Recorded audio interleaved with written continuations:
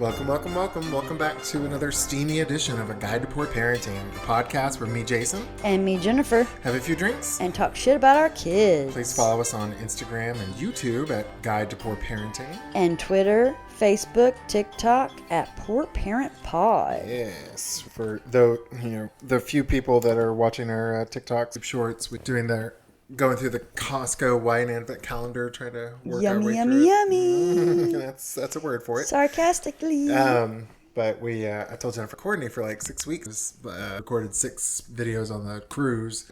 Released the last one. Yeah. And if Benjamin, check out our TikTok and you'll see yours will be coming. I'll try and get yours out because we recorded one with Zane and one with Benjamin during a wine. Yep. Yeah. It was a lot of fun. It was so much fun. He is going to go on another cruise for his birthday. Didn't he book it like the minute we got back from the cruise? I feel like that's what it was. It was very soon after we got back. He had, told us about it, but we were talking about it, a couple days ago, and he was like I want to say it's Coco Bay. Coco Cay. Oh, Coco Cay. Apparently it's owned by Royal or Norwegian, I think. I think it's Royal Caribbean. And I guess Royal Caribbean kind of owns Celebrity. Yeah. So Coco Cay, if you have the premium drink package, you drink for free, technically, because you've already paid for it, at Coco Cay. And I was like, you're trying to talk me into this shit, because that sounds wondermous. So that was the cruise that Jennifer, Zane, Benjamin, and Kalia was the one. It was a celebrity cruise, a 4-day cruise to Bimini, Bahamas, Key West. We were deciding when we originally made the plans, we were trying to Benjamin was the only one who had restrictions to go. And so originally we were going to do the Coco Cay instead of Bimini. Uh-huh. And Zane was really excited because it's a giant water park basically on an inhabited island. And a resort and zip lining and pools that have bars and the swim up bars. It looks like a ton of fun. Yeah. So, but when I think Benjamin, there was a switch up at the last second, and he could only go third, so we had to do Bimini. But I still had a blast. Oh, yeah. I definitely want to do it again. Definitely. So, Benjamin, maybe next year we'll do it again. I didn't care about the veranda or the balcony. I did. I know you liked it. I was okay if I never had to do the balcony. Zane said he liked it, but he'd drop it. I'd want to drop down just so I could drink. But if we do it again, I'm going to book that drink package super early. As soon as you do the cruise, just book it then, depending on how life works, I might be joining Benjamin in November. Just to... Give yourself a break. Yes, because work sucks. Child sucks. Being a parent sucks, so... Well, why not? Which, how was your week? I think I've already talked about not getting the job promotion. So I'm still on that a little bit because it's just weird to me. And my people who I'm close with at work, there's just a couple of them really, because you gotta watch who you say things to, because, again, it's like middle school. Yeah, you got some people who will rat you out. There are some just gossipy people too, but they were just very surprised. As was I, because, I thought the work spoke for itself, but next time I interview, I'm just going to talk their fucking ears off and be like, I do this report, I do these people's jobs, I help other people with their jobs, I do this, I do that, and then they're just going to be tired of me talking. I was about to say, hopefully the next job you get will be something outside the department you're in. Well, customer service, just in general. I want to be outside of customer service, but we're going to be going into a new computer system. So I was like, I don't know what will be available in the future. So I was like, might as well get that money now. But I guess it's just not meant to be. So think about becoming a lineman. You want to go climb the poles and you have to go to school for that. I believe it because I've seen they set up linemen space camp. Yeah, when they have rodeos across the United States that our linemen go to go do that. No, I don't want to do that because that is you can't make plans.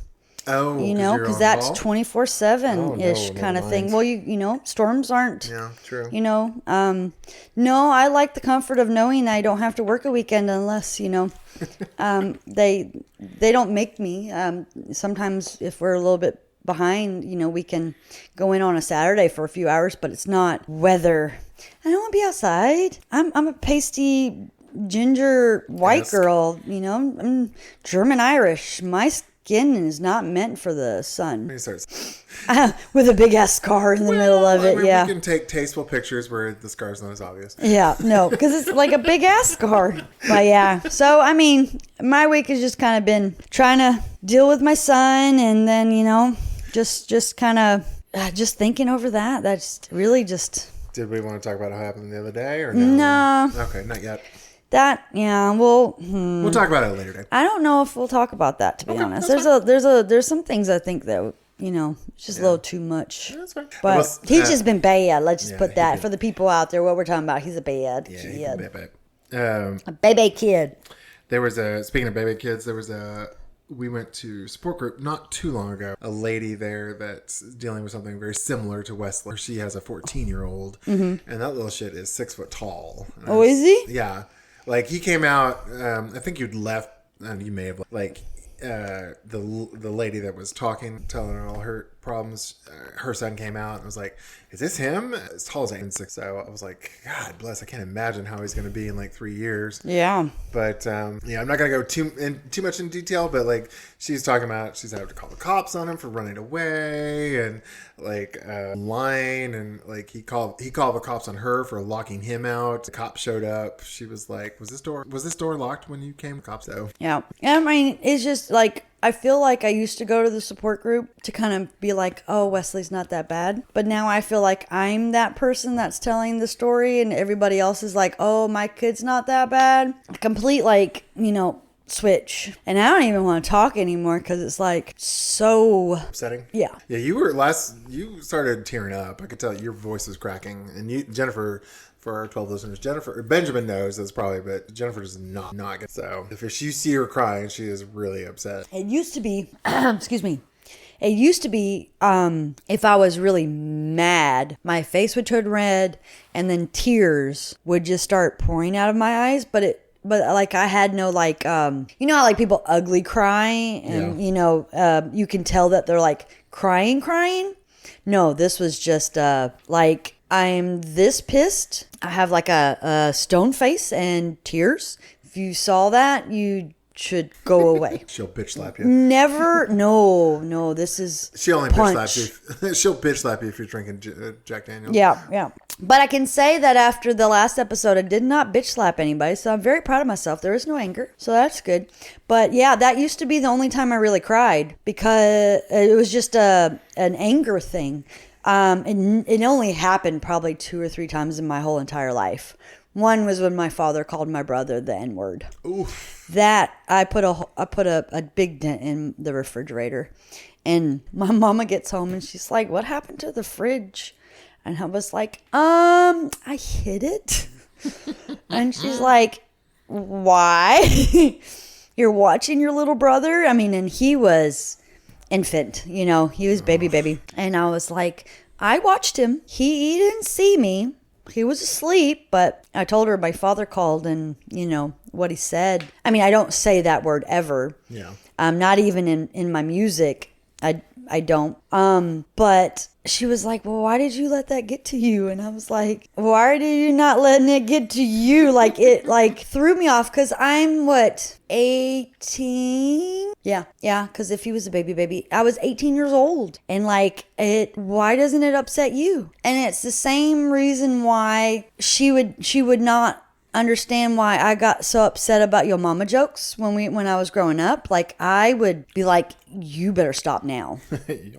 Yeah, Jennifer, I've never insulted your mom, but I've made some teasing comments, and you're like, yeah, okay. So when growing up, there was a whole bunch, there was a time where everybody was like, yo, mama is so fat, she sat down and the whole world shook or some shit like that. I don't remember any of them, but I was like, just do yo daddy jokes. And so that's what I got. I was like, cool. And then whenever someone came, maybe was newer to our little circle, and they'd be like, yo, no, not to her. Not to Jennifer. Yo daddy. Oh, okay. Because, I mean, it could be the same. It doesn't matter. But she'd be like, why does that get to you so much? And I was like, because you're my mama. And she's like, you don't think I can take up for myself? And I'm like, no, I know you can, but you weren't there. And she's like, yeah, and it doesn't bother me. And I was like, but it bothers me. And I'm like, you just don't talk about my mama because, like, that's my life. There you go. That's my world. But one time, Wesley brought up, well, they were saying something about you. And I was like, well, what did they say? And it wasn't even like a yo mama joke. It was just like, your mama's white. And Wesley was like, I got mad about that. And I'm like, why? Your mama is white. Well, because they were talking about you. And I was like, but they were telling the truth. Why are you mad? And he was like, because they were talking about you. And I'm like, baby, first off, they were telling the truth. They didn't say anything like really mean, did they? And he was like, no. And I was like, well, and if they would have said something mean, you think I would care? No. And I was like, oh, damn, I just turned into my mama. Like, it's different. I see it now. Of course, I did not see it back then. Yeah. But I see it now and I'm like, oh, it is different. Because my mama can take care of herself. But for some, I had to take up for her because she wasn't there to take up for herself, I guess. I don't know.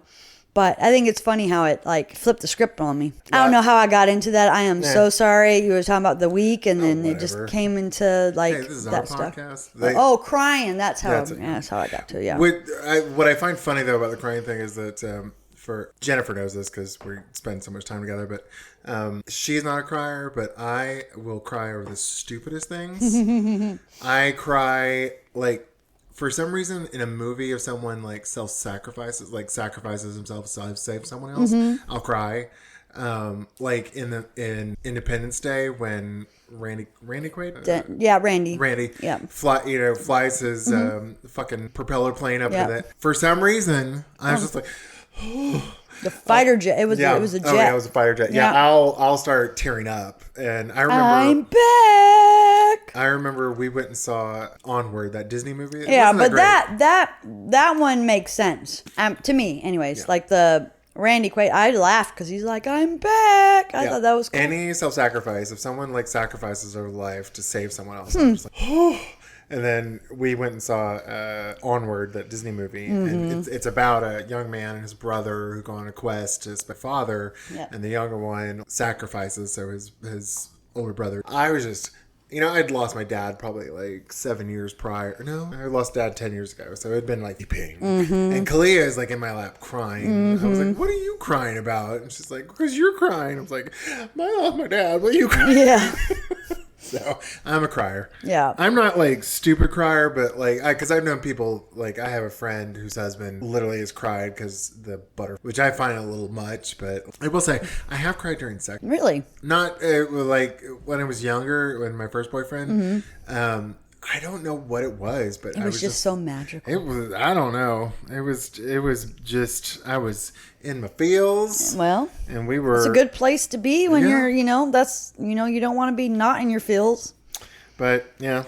So, yeah. Well, I mean, the older I get, I feel like I'm a little bit more emotional. Could also be, just all the stress from my child. I don't know, but I know that the graveyard scene in Still Magnolias, no matter how many times I watch that fucking movie, I will tear up. See, in the graveyard scene. That one doesn't get me. That scene. A lot of people, it's when like they pull the plug and that one gets me. And Shelby's dying. I'm like, yeah, whatever. Yeah, that one gets me more than the. But the graveyard scene, it's the the why. I could quote that damn whole scene too, but for some reason that gets me. And I don't know. It's like I've never really like you talk about like the self-sacrifice and like when Shelby dies, I'm like I rewatched Twister this morning because Twisters is coming out, and I don't know. I love stupid movies, and I will not say that Twister is a cinematic,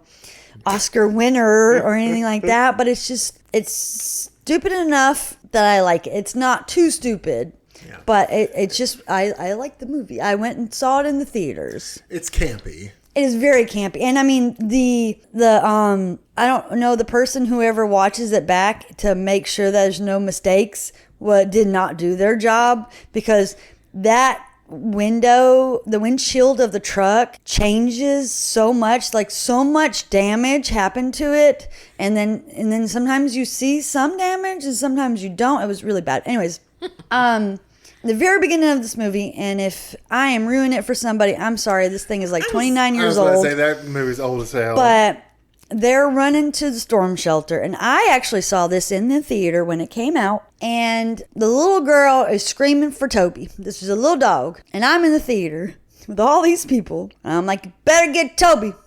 Get the dog, get the dog. Because I'm like, you better get the damn dog. Daddy dies.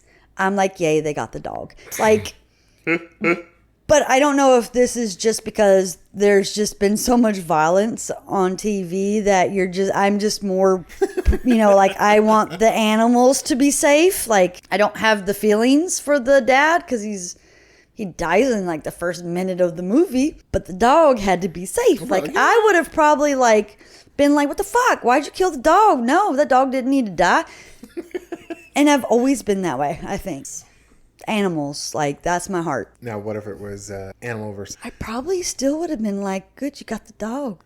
I mean, I'm a mom. It's not my mom now, because I would have been like holding on to her, but like, nah, you ain't getting in that fucking twister. I'm going with you. But, if it's just that random lady, Meh. I don't know her. I ain't met her. I don't know you, lady. I don't know you. I don't even know the dog, but shit, I love my dog, so don't let anything happen to my dog. Oh, Lord. It's crazy, I know. But how's your week been? My week's been good. Just getting ready to go back to school. We did our back to school shopping. It's a tax-free weekend, so we went to Office Depot and then Target to go see Caress bar soap for your mama. And then we went to there's a gas station. So in Huntsville, there's a kind of a new area called Mid City where it's like a lot of apartments, brand new apartments, and like restaurants and Dave and Buster's, cool places to go and do stuff. And then there across the street is Best Buy, and there's this kind of, I wouldn't say crappy, but it's like an older gas station. It's been there for 100 years, and their what do they call it? Their old car wash. They turn it into a tiny little liquor store. Yep. I mean, it is itty bitty. Yeah, it is about the size of a large kitchen or maybe a large living room. It is not very big. So we went in there to see if we could find some whiskeys for the podcast because we recorded a couple back to back. Oh, let's get some fifths, some small bottles so we can try some.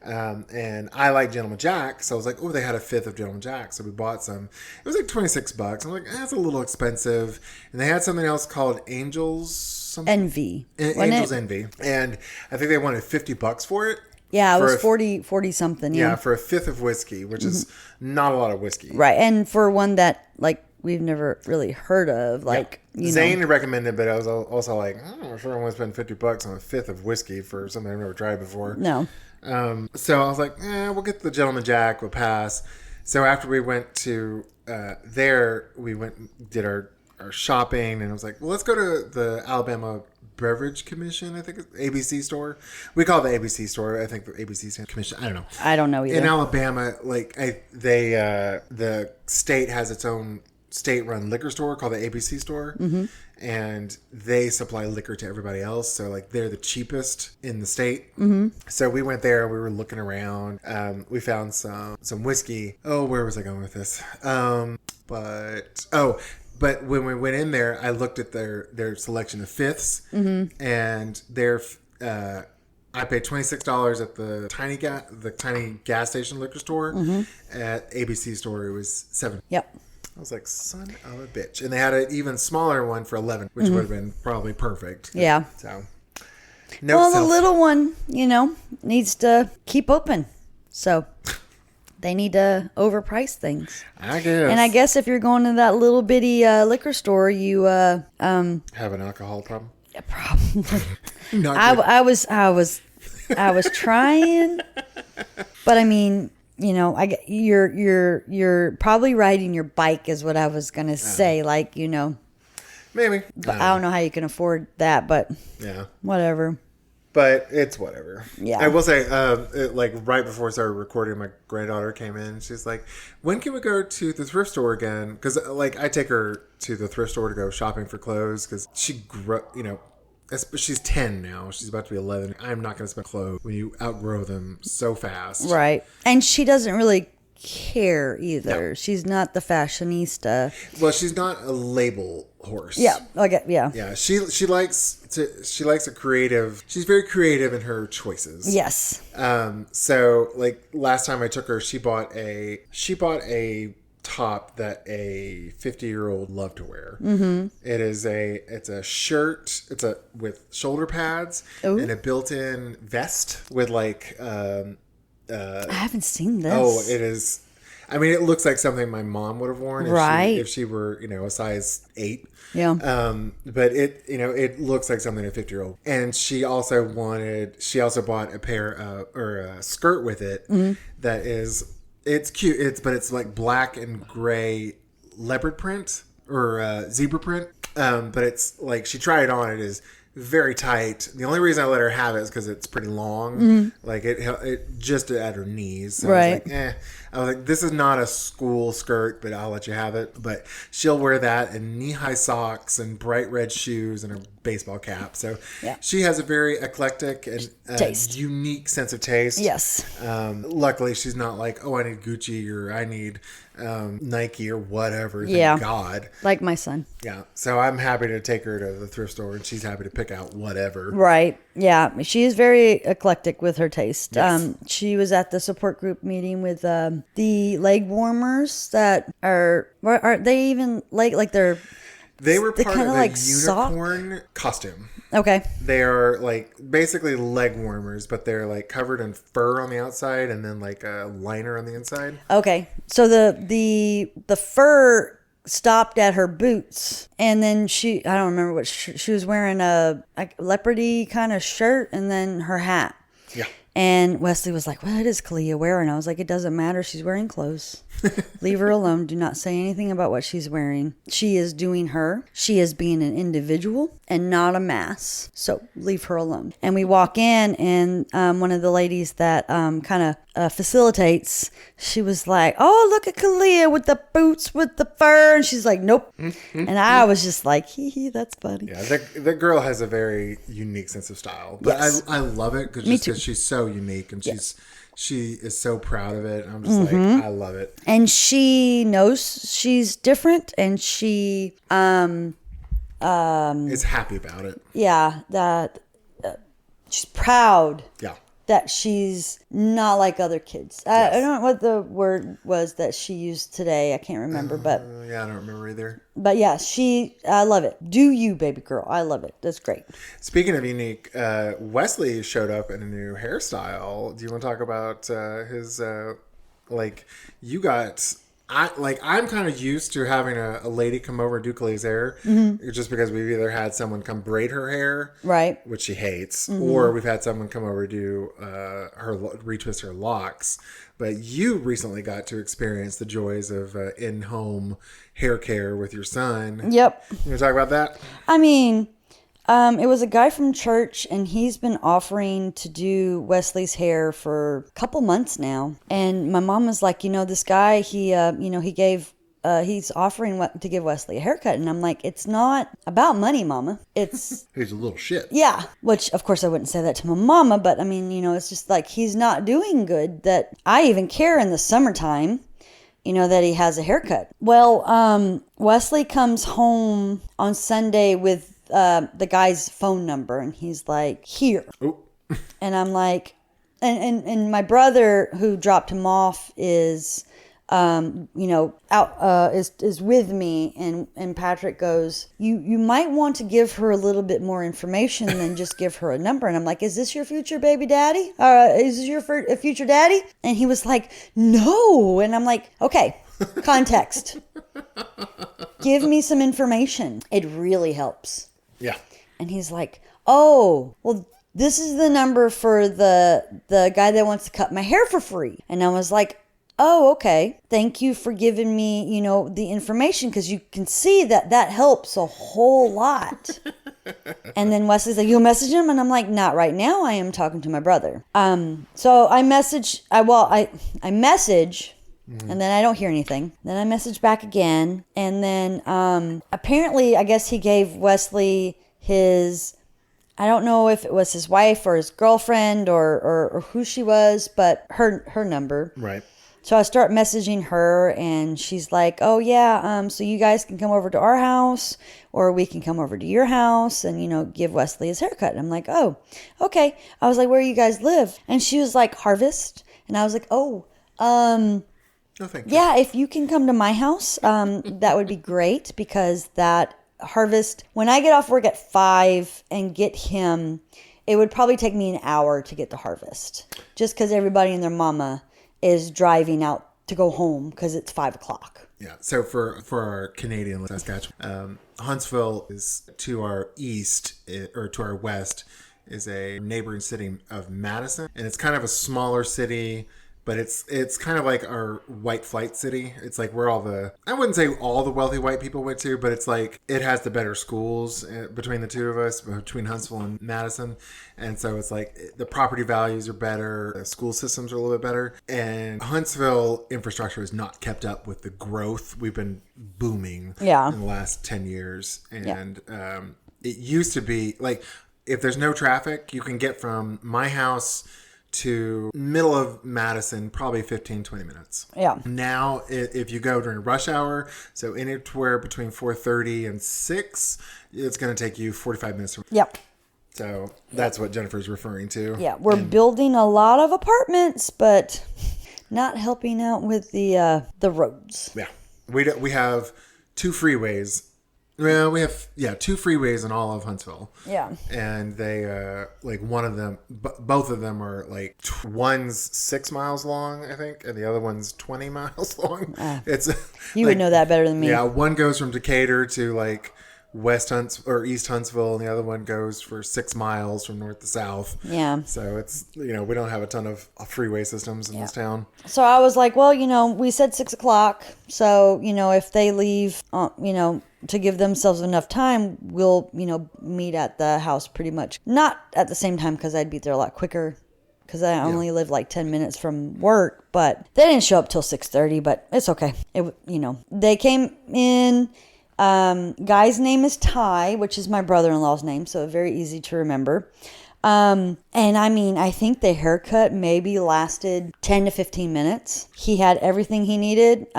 He made Wesley clean up his hair off the floor, and that was it. And Wesley seemed to be very excited about the haircut. So I was like, hey, that was really nice. Even though he said it was free, I am not going to not give money, because that's just who Jennifer is. Yeah. They drove all that way. They took time out of their day to do so. So I gave him a 20, because I would still save money than going to the normal barbershop with, a 20. And guy was like, okay, well, next time it's really free. And he's like, and if you give me money, I'll just give it to Wesley. And I was like, no, you won't. I said that really quick. I was like, no, you won't. You'll take it. Yep. So, it was cool. I have a dog that needs to be groomed, and I had the groomers come to the house to groom August, and I love it, because then I don't have to try to take 2 dogs, because, they get separation anxiety and all that stuff. So it was really nice. I didn't have to sit at the barbershop. Now I did have to make, conversation, but when we make an appointment at the barbershop, it's never for the time that we made the appointment for, we actually get, seen. Oh, no. And the last time I made an appointment for the barbershop, we get there, there's one car out front, and the door's closed and locked. And so we wait until the actual appointment day, because of course, I'm early, because, the way I've been raised, if you show up on time, you're late. Yep. And if you show up early, you're on time. So our appointment time comes, and still nobody shows up. So I call, and the guy's like, oh, well, we're closed for the day. I have an appointment with you. And I was like, I have an appointment. He was like, oh, well, sometimes they accept appointments when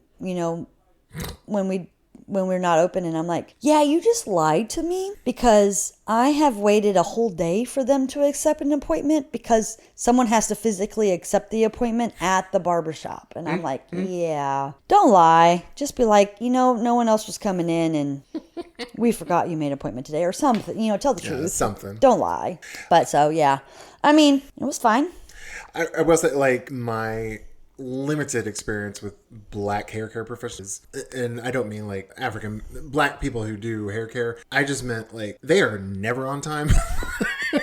Like I have gone to 3 different salons for Kalia. Finally settled on one lady to come twist her hair or braid her hair. She was normally on time, but like I had to give her like there's usually at least 15 to 20 window Right. Of her showing up. Right. Then we switched to locks, and it was like, oh, your appointment time is a suggestion. And then when we finally switched over to in-home, when she started coming over, she started coming early. And I was like, girl, it's like, I can anticipate being late, but the early thing threw me off because I was like picking Clea up from school, and I was going to be home 10 minutes early before the appointment, and she was already there. I was like, you're going to have to wait, Miss Ma'am, because... That's funny. So, yeah.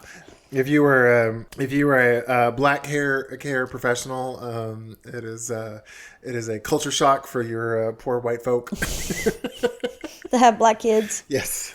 So, but we appreciate the work you do. Oh yeah, definitely. Yes. Yeah. I was telling Ty, the barber, I was like, yeah, Wesley's learned. So we were I was taking him to a Mexican barbershop that his old, I guess, daycare person had recommended. Said they do really good work, you know. Yeah. Oh. I didn't know if, I should say. We mentioned him before. Oh, okay.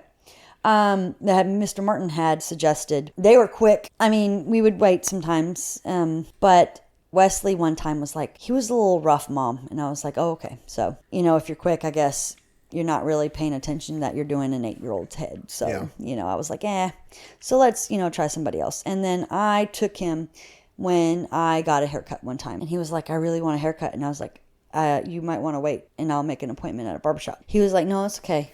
I'm like, no, you really want to wait until we can go to a barbershop. No, that's okay. He wanted to go to your haircut? We were there already. Oh, okay. So the lady that cuts my hair is she's a very small Filipina woman. Right. I was like, Wes, that's how to do black people hair. And I'm like trying to whisper and, right. I'm not trying to offend her or anything, but it's different. Yeah. You want to be lined up. You want your edges tight. You want, I know about this, but I don't know if she knows about this. So she just pretty much just like buzzes his head. And then we leave and he's like, Mama, I don't like what she did. And I was like, well, I told you. And so we had to take him to the Mexicans real quick to fix him. So, I think he learned from that. And now he listens to me on that part. Like, let's if it affects make how sure he looks. that, yeah, definitely. But like, let's make sure that the person knows how to do. And it wasn't anything against her, but like, there's just a different texture, a different way to do things, on different people's heads. So if you're used to cutting white people hair, our hair is way different. And especially on a boy that wants, like designs and all that stuff. And, so yeah, I think he learned his lesson on that. Did I ever tell you about the time I was at a Big Brothers Big Sisters event with Matthew? And he was probably about 11 or 12 at the time. And, it was when John still had his second or first big brother. I can't remember before it was at a school, I think, in the gymnasium. And they had people, 2 guys from the local cosmetology school or barbershop school or something. And they were doing free haircuts. And I asked Gwen, I was like, do you want me to get them a haircut? She's like, yeah, go ahead. Those guys, they were 2 young black men, and I guess they had only ever done black men's hair, and I was like, oh, this look, because they used the clippers, and it just looked like shit. Because I was like, oh, that's very good. And I was like, well, Gwen, you told me to do it, so it's not my fault. Yeah, like there's a huge difference in hair. And I remember when we first got Kalia, I was like, I didn't know what to do. So I was like, well, take her to a salon or something because I don't know what to do. And neither of us had any clue. Ugh, butchered that poor girl's hair, but whatever. We learned eventually. Yeah, we learn. Our kids might not learn from their mistakes, but we learn. Well, Miss Jennifer, what are we drinking today? We are drinking a new whiskey that we found at the ABC store. Yep. It is Clyde Mays Original Alabama Style Whiskey. It's a lot to say. Yeah. It at first, like in our review, like I guess we had TikTok, just we had just had some Gentleman Jack, and then this one was kind of like bland and didn't really have any flavor. But I guess after drinking some Gentleman Jack and having some good whiskey in me, it's not bad now. Yeah, I'm like, I don't hate. I just felt it was a little bland at the time. Yeah. But I'm kind of like, this is to pull the curtain away from production. This is our second episode for the week or for the day. So I am. How dare you? Probably 4 or 5 shots of whiskey in because I pour doubles when we drink. So I had 2 shots of 2 to 3, probably 2 shots of Gentleman Jack. Well, all right. So I had 1 shot of Gentleman Jack for the review, and then I had a shot of Clyde Mays for the review, and then I poured myself another double for the episode we did before this one. I literally have already finished my double shot of Clyde Mays, so I am feeling good. very good. I still have this weird, like, ash aftertaste, and I don't know where it's coming from. I don't know if it's coming from the Gentleman Jack or from the Clyde Mays, but Just eat your cookie. I'll deal with it. Yep. Well, Miss Jennifer, let's read some Reddit posts, shall we? I think we're probably only going to get like 2 in just because we talk so much about the hairs. Yeah, we're already at 43 minutes in, so we're only going to get through 2. We could have done a hair episode. Apparently, I think we have didn't done even hair. notice I think we or didn't have even done one. know. All right, so we're doing Reddits today, and so I've not read this one, so I'm going to be as shocked. Or this is true reaction. It says, my husband dislikes our 5-year-old son. All right, here we go. My husband, 37 male, has never liked our son, and he told me many times he never really bonded with our son since he was born. As time went by, he felt our son, 1, cried too much as a baby, 2, had difficulty controlling his own emotions as a toddler and cried too often, 3, was a spoiled brat who didn't care about pleasing the parents, 4, is a picky eater, 5, is pessimistic in nature. He felt constant disappointment and disliked our son more and more. We also have a younger daughter he bonded instantly and adores dearly. That was not correct grammar, but I'm going to bypass that. You're doing great. He is a great husband and helps a lot around the house. Aside from numerous chores, he cooks breakfast and dinner and prepares lunch for the kids. However, our son sometimes does not like what he cooks and complain. Yesterday, our son complained that he did not like dinner and asked, why don't you make things that I like? It really hurt my husband's feelings, and he was very angry and scolded him. Then he was so angry that he just shut down and didn't interact with anyone. After the kids were down, my husband told me he disliked our son and never loved him, and he was losing hope. Damn. I felt really hurt and sad that my husband said these things, and I knew he meant it. In my eyes, my son is a sweet, kind little boy. He cries and is sometimes picky about food, but these are all normal 5-year-old behaviors. He eats much better than other kids his age, and he is tall and strong. He often finishes his food, though he does complain if he doesn't like what he eats. I think my husband has unrealistic standards for a 5-year-old, and these unrealistic standards are making him unhappy. So much so that he can be depressed because of his interaction with our son. I asked him to consider seeing a therapist, but he is very resistant to the idea. He said it would be useless because he knew what the therapist would say. He felt the therapist would ask him to change because one can only change yourself. But he said he didn't want to change. It is our son who needs to change. I don't know what to do. On one hand, I tell myself it is a father and son relationship and it is up to them to maintain the relationship, and there isn't much mom can do. This thought saved me from constant agony and disappointment. However, I feel sad for my son that he has a father who doesn't love him and am worried how it would affect him. I feel sorry for my husband too. I feel helpless and sometimes depressed because of this. What do I do? Is there something I can do to improve their relationship, or should I just accept it? Damn. Yeah. Well. So the reason I picked this one is because I deal with a much milder version with Zane and Kalia. Because he picks on her, like, to the point where I have to stop him. And I have to remind him, 10, chill out. Right. Because he'll even when he said it, but treats her as sister, he'll argue with her. Just be mean to her. And I was like, she's 10, chill out. I was like, she's not your sister, so don't act like that. Right. So, like, but he loves her. Like, he actually will spend, just today, while we were recording our last episode, he got back taking that out too. So, like, he loves her. That's not a question, but right.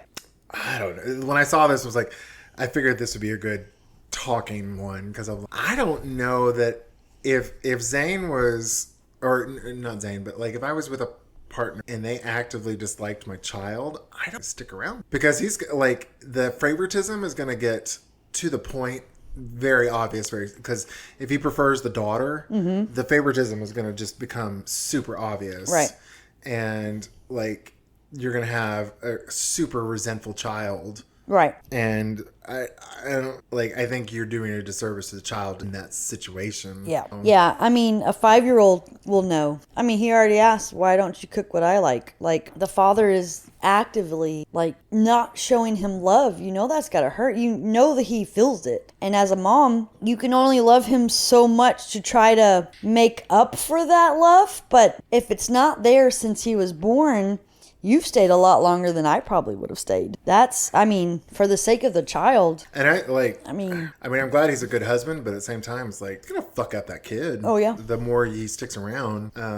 Yeah, and doesn't, like, if the kid only feels disdain and resentment, no matter how much mama loves him, it's, Yeah. I don't think, I think I mean, it's a tough situation, but I don't think I would stay. I wouldn't. Just, you don't love our son, this is your son as well, then There's like I read a lot of I'm on TikTok a lot, and I've kind of fallen in Reddit TikToks where it's like they just read Reddit posts. Oh, gotcha. And a lot of them, like I've heard a few of them, is like, what do I do? And I'm like, Yeah, shit. I mean, because you're just leaving that kid open years of resentment and bitterness and anger. yeah, as a parent, you gotta put your kid first. And I mean, and I guess in a way, like, instead of like joint custody, I guess he just has the girl and you have the boy, and you see the girl whenever you want to see the girl, and you don't ever have to see the boy because apparently, he really likes the girl. So, which I don't think I'd let either. I was like, if you can play that much bad of favorites with them to be around the kids at all. well, I mean, I doubt the courts would agree with me on that sentiment. Like, the courts would probably give, like, the dad would probably fight for partial, but... yeah, but I mean, that's fine. But you don't get, don't worry about the partial on the boy, because your sister is gonna have a play date, and me and you are gonna go have our date, and then don't even tell him that she's gonna go see the dad, because, like, yeah, he's gonna get fucked up. Like, I mean, the situation is just gonna fuck up the kid regardless. Yeah, I don't know. But I mean, he's already had 5 years of no love from the father, which just. I mean, that right there, that boy is going to need therapy. And he doesn't want to, and the dad doesn't want to change. Like, why wouldn't you, child? Right. It's like, we all have to change for our children. Yeah. It's like, oh, the therapist is going to make me, ask me to change. I'm like, yeah, that's kind of the point of life and growth. And parenthood. Yeah. Yeah. We don't get to go have our fun like we used to because we have kids. Oh, that's, why you give me that one? Oof. Well, all right. This one's a little lighter. So this one I think I like. So my Reddit post was from the parenting subreddit. Do you still get your 18 plus kids birthday gifts? Have we done this one before? Don't ask me. Okay. I have a horrible I don't think memory. we've done this one. All right. So that was the title. The post says, my daughter is turning 19 next week, and I got her a couple of things for her birthday. My husband commented, getting a little old for birthday presents, right? I hadn't even considered that I'd stop getting them something for their birthdays. What is the norm on this? Well, I don't think there's technically a norm. Is that it? Yeah, that's it. It's a short one. I just figured it'd be good for discussion. Oh yeah, I don't think there's a norm. I guess it's just whatever you want to do. But I mean, at least take them to dinner or do something. Well, but I mean, a 19-year-old, shit, I still give Justin gifts. Like, I still take presents from my mom because, like, I'm 47 or 46, but like, we still give each other gifts. Yeah.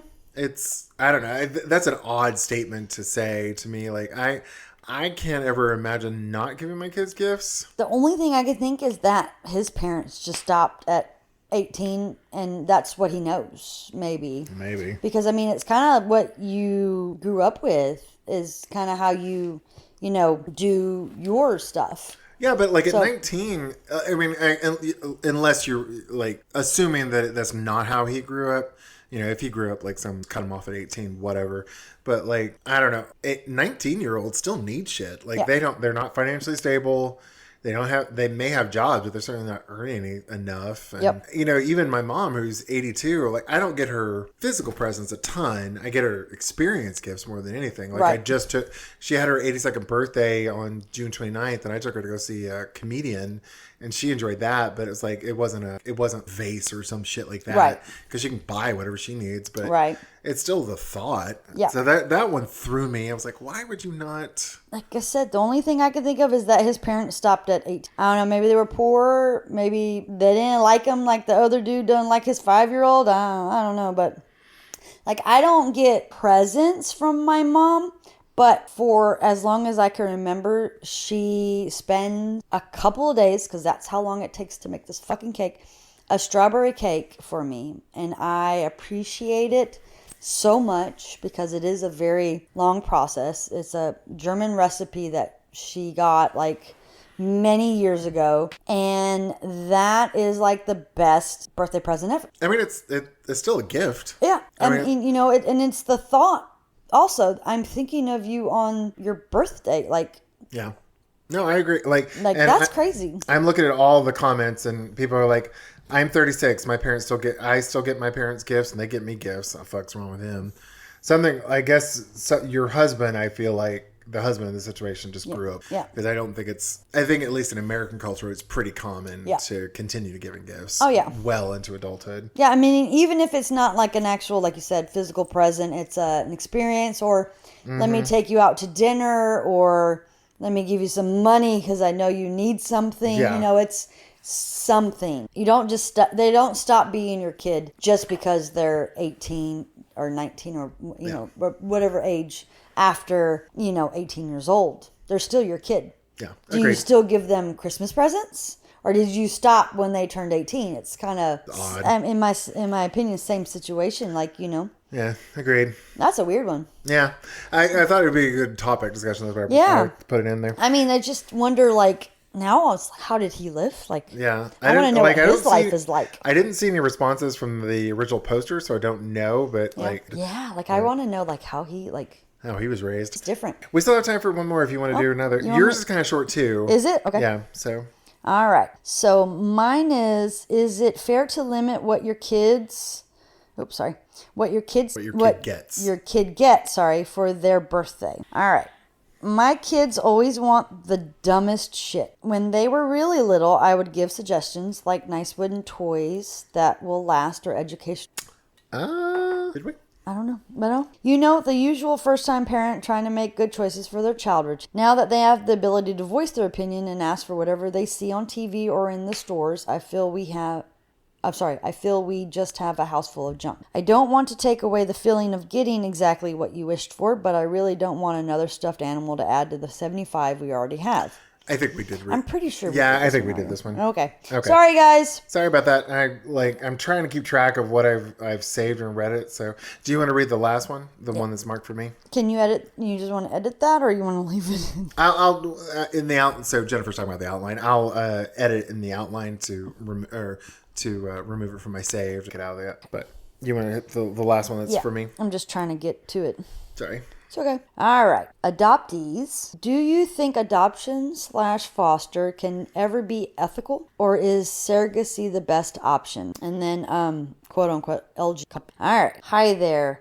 My partner, male 36, and I, male 33, and I have been thinking seriously about starting a family. I'll admit that when I first started my research, I was very against surrogacy, because I thought that it was selfish to pay for a DNA matching child when there are so many children in need of adoption. However, after research and reading about the adoption and foster systems in the U.S. and listening to the opinions of adoptees specifically, now I'm not so sure. The U.S. adoption system seems very geared towards, quote-unquote, facilitating adoptions by any means necessary, often to the detriment of the child and their biofamily. Fostering seems like a better route, as its main goal is reunification, but even that has a lot of potential for mistreatment of children and their parents by the state. I've always wanted to be a parent. this is a selfish desire, and I'm aware of this. However, to me, being a parent means doing the best thing for the child, regardless of my own feelings in the matter. So I'm struggling now with the idea of adopting/foster at all, so as not to be complicit in the trauma of a child and their bio parent. My question for the adoptee: do you think adoption can ever be ethical? Should I only focus on surrogacy for ethical reasons, or perhaps a mix of surrogacy plus fostering? Any other routes I'm not considering? I'm truly struggling with this to the point that I'm wondering if building a non-traditional family is even possible in any ethical way. I'm open to feedback from anyone, but I'm most interested in from adoptees that experience, quote unquote, the system firsthand. This is a complicated topic, and I'm sure there's not one right answer, but I'm trying to understand all sides before making any decisions. Thank you. So the reason I realize we're not the adoptees, but I feel like as a foster adoptive parents, I thought we had kind of a unique perspective on it. So that's why I picked it. And I actually would, like, if we can ever convince, or if I want to get Kiki, my daughter, on the podcast, and ask her about, like, I felt interesting. Yeah, definitely. Yeah, to see, well, especially being adopted as an adult. Yeah, but what are your thoughts? Well, I mean, I think that. Sorry, do you want me to go first? There was a long pause on that. I'm just that his part of, like, the ethical thing. If a baby ain't got a home and you want to be a parent, why not help be that child's parent? Yeah, you don't have to have a baby. I mean, I got mine at 8. I mean, you took custody, or we got a 17-year-old at 5, and then you got a 17-year-old, and then what was she, like 23? 19. Or she was 19 when you adopted her? Either 19 or 20. Oh, okay. Like, it don't matter how old they are or what happened before. If you want to be a parent, there are children. There are many, many, many, many children out there that would love to have a parent. And I mean, they will tell you if they care or don't care, if they have 2 dads. Like, they have the decision on that part of it. I didn't get the impression that he was worried about the same-sex part. But I'm just saying, like, the kids have a say in what they can, what they want, what they would do. Like, Wesley had a say if he wanted a mom and a dad, or if he was okay with just a mom kind of thing. So, I mean, in my opinion, adopt, because that's helping. And yeah, there's trauma, and you seem to be like a guy that really wants to help, and you would do the therapy and help this kid become your child and a good person in this world. The impression I'm getting is he, like, we have said this many times on this podcast, the adoption process is icky. Yeah. And it's like it is flawed beyond belief. Yes. Like, the amount of effort they put into getting kids into foster care, like, if they took that money that they gave to foster parents and gave it to the fucking parents half the time it would help. Yeah. Sometimes it wouldn't, because there's addiction issues. Right. But, like, if there was more social support for the parents, they probably wouldn't be in the foster care system to begin with. Right. However, the places where it's needed, where there's a drug addiction or there's some really bad mental instability, it's still a needed thing. And I'm like, I get the impression he's uncomfortable with the issues with the system, and conflating that with, like, the adoption process in general. It's like the kids, like, there are some kids that if the parents just had more money, they would stay with him. And that it is a tragedy, and, like, we need to advocate for that to change, but it's not changing anytime soon. Mm-hmm. And all we, as a foster adoptive parent, all you can be is a safety landing spot. Right. And, and frankly, if it was just financial, you can still foster a relationship with a bio family. I still have, like, my kids still talk to their bio family. Mm-hmm. So it's like, you don't have to cut them off. Right. But I think from when I read this, I was like, I feel like he's conflating the inherent ickiness of the system with, like, am I making it worse? And I'm like, baby adoption is one thing. Yeah. That one I do feel like, I don't want to say I feel baby adoption is that one I'm a little more uncomfortable with as I've gotten further into the adoption gotten more comfortable with it. Just because I feel like, if mothers were given more options, and like half the time, like the girls that are pressured into giving up their babies are just, they really don't have the resources to take care of them. Right. But if they were given the resources, they'd be great parents. Right. Or, if things wouldn't get overturned, we wouldn't have possibly more kids going into the foster system. Yeah. Things like that. Good times. So, yeah. Jennifer Roe versus Wade. Well, I wasn't trying to get political, but Well, you know what? This is our podcast, Well, and if people we only have 26 listeners. You just lost us 2. Whatever. Yeah. Well, okay. Well, you did because you said it. I was trying to color outside the lines. I don't think we lost our Ontario listeners because they have free abortion. Oh, there you go. And I mean, if you're looking at surrogacy, then you're looking at paying someone to carry your child and paying all those bills and possibly not even getting the child once the child is birthed. No, that's right? not. No, that's very, very rarely an issue. Oh, is it? Yeah, it's a gestational surrogacy. So if the woman that carries the child is not biologically related to the child at all, it's very unlikely. Oh, she I would was get thinking. custody. No, I was thinking baby, so if you just inseminated a random woman. Yeah. Okay, that's different because she would have some. Or a teenager's pregnant and you pay for everything and then that I guess baby adoption. Yeah.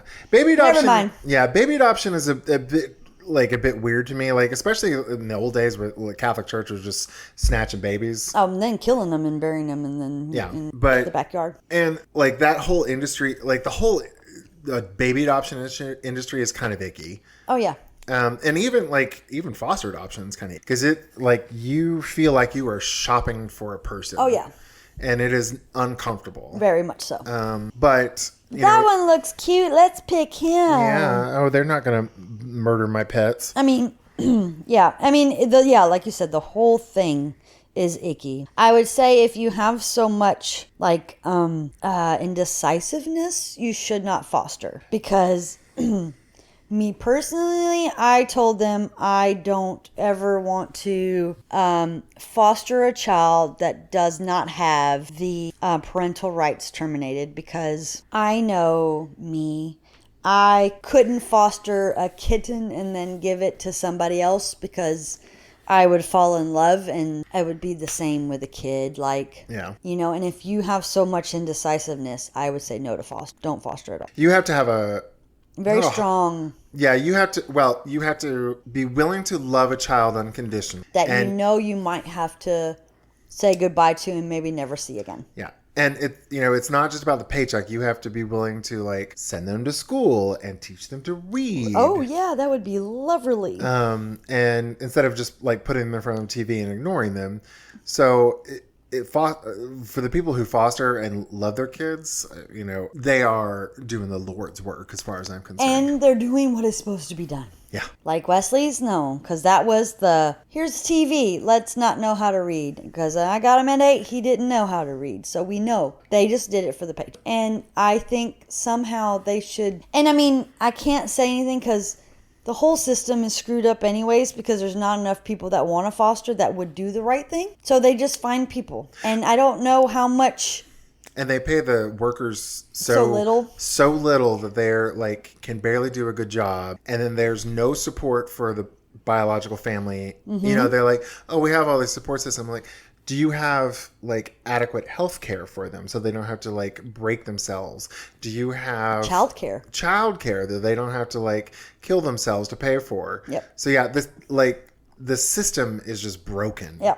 But you can help. Oh, yeah. I think if you're willing to adopt, you could help that kid. Yeah. It is a hard road to hoe. I don't know. It is a tough road to follow. Oh yeah. And if you I seriously doubt these people are going to be listening to this podcast. But if you hear us and you're as adoptive parents from foster care, it is doable, but it is hard. Yep. You have to find yourself a network of people to help with, and it is still incredibly lonely and difficult. Yep. And if you have adoptees answering, then you'll probably hear a whole bunch of different stories, because it depends on the parent. One day, if you would ask Wesley, he would say he loved that I adopted him.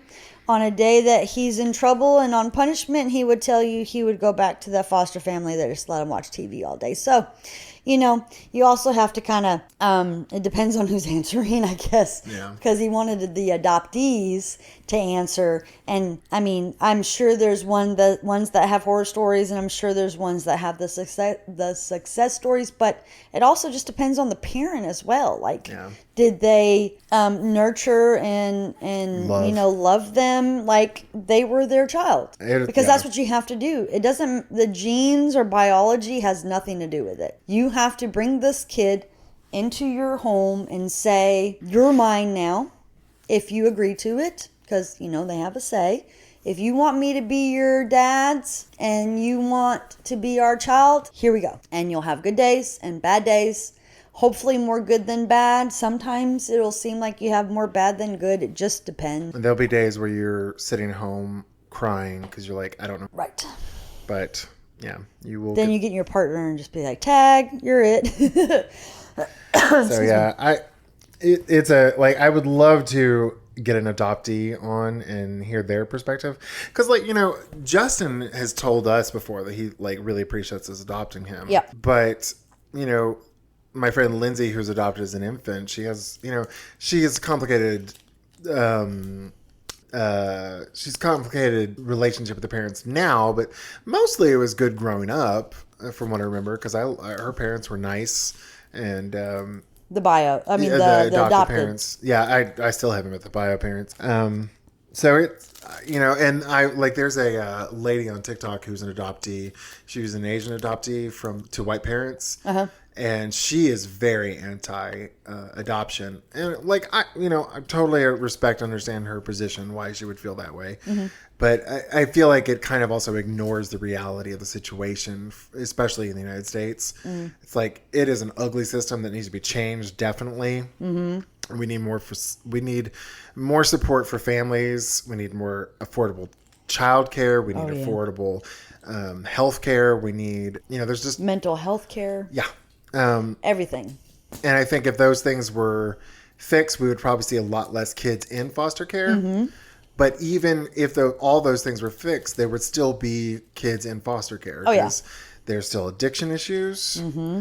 And there's still teenagers that just can't take care of, that just are teenagers. And so the condom broke. Oops. And it's just an ugly truth, and you have to kind of steel yourself against the ickiness of it all. Yeah. And I will also say, I know this dude's not listening, but if you adopt a child that is not white, make sure they know their, heritage. Like if the Asian, know your Asian culture and let them see that. Bring yourself into that. Yeah. Make yourself be comfortable being the minority. Yeah. Because especially if you are, if you're two white men adopting a different ethnicity child, they are always going to be the other racially.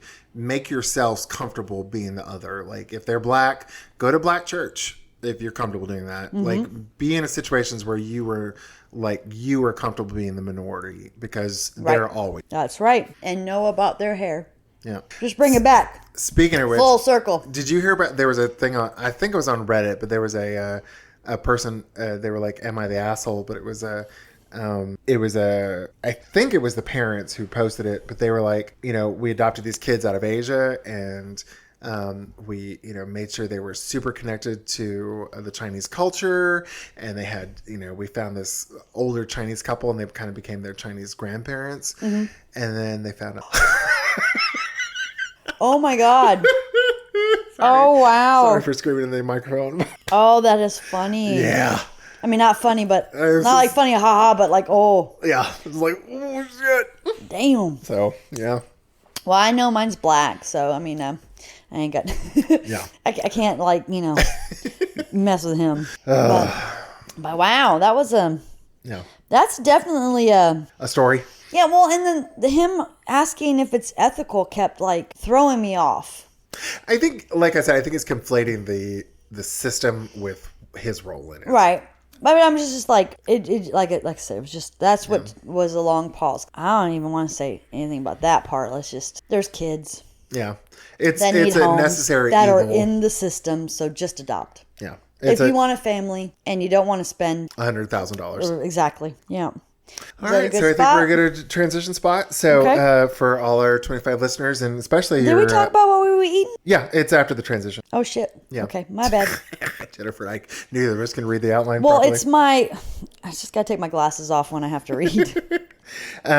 So for all our 25 listeners and the 2 or 3 in Ontario and Saskatchewan, Yep. if you have any funny stories about your kids... Or if you need some bad parenting advice, or if you have any ideas for topics, please, please, please. Email us at guidetopoorparenting@gmail.com. Yes, I want to see some emails, please, and thank you. Yes. But Jennifer, what have you been snacking on this whole time? Sorry. For what? I was just finished my cookies, so I was hush. like, when are we going to talk about what we was eating? So we were eating peanut butter chocolate chunk cookies that we found at Target. They were very yummy. They were so yummy.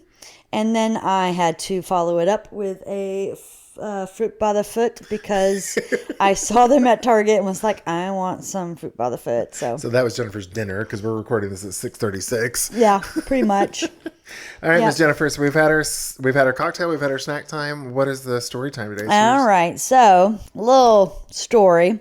I don't know if any of our listeners, actually have kids and love how they just kind of throw some shit out there sometimes. Like the double standards are like Oh yeah. so notorious with Wesley. So we were having an argument this morning, and he was like, I don't like when you talk about me or you say something. We were I was walking around the house talking to my phone because I was watching a documentary about therapeutic boarding schools and like how bad they were back in the day, and like Paris Hilton was in one, and I was like, ooh, we should send Wesley to this one. And I was just kind of talking out loud, walking around the house, being stupid. And then I was like, no, we can't send him to that one because it was bad. Like, I just was like in the very first episode, like in the beginning of it. Oh, you have a troubled teen? Here, send him here. I was like, oh yeah, we should send Wesley to that one. Well, I don't like when you talk like that. And I'm like, dude, I wasn't even talking to you. I was walking around the house talking to myself because that's what I do. And he was like, but you shouldn't talk to people like that about people like that. And I'm like, first, I wasn't even like talking to you. Second, I wasn't the one that a couple weeks ago said like straight to me that I was autistic. And he was like, well, that was a couple weeks ago. I'm talking about today. And I'm like, so different.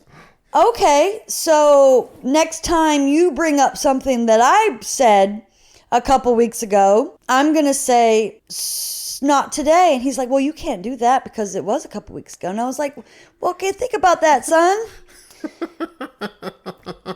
How does that work? It works perfectly in his mind. Oh, definitely. But I was dumbstruck. I'm like the double standard is really strong with this one. Like, oh my gosh. Like, he does no wrong ever. And we all know he does wrong. But I can't talk to my phone. Nope. You're a bad mama. You're autistic. I was doing too much and I'm autistic. It was just, and then if I hear him in his room, oh, she said this. I'm like, who are you talking to? No one. No, I was talking to myself. Oh, but I heard it. So does that mean, because he did that after. And I'm like, okay, so this is today. So do I get mad and throw shit like you did? So what was it when you said he did? What did he do when you did it? Didn't he have a fit about it? When he got mad at me? Yeah. Oh, well, I told him he couldn't have his tablet, and then he went through the clarinet at the front door, and it was like all in pieces. And it's not even his clarinet; it's Patrick's clarinet. Oh, it was Pat. I thought it was the school's. No, it's his. Oh shit. And so, when I heard him talking in his bedroom, same day, I was like, "Oh, I hear you talking about me." So does that mean that I can throw some stuff? But I wasn't talking to you. And I was like, and guess what? I wasn't talking to you earlier. It's not the same.